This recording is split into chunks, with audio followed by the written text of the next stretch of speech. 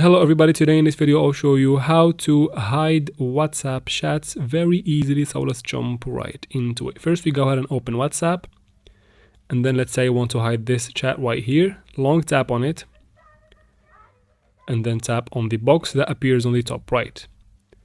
You can see that the chat is placed here in the archived section. It will be hidden from the normal chats, but it will be kept here. Now to hide the whole archive section, tap on the three dots right here and then tap on settings.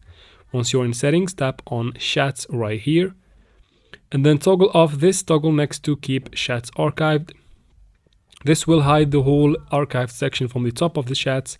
Now to bring back those chats in the archived section, all you have to do is go back to settings and then go to chats again and then turn on the toggle that you have turned off earlier.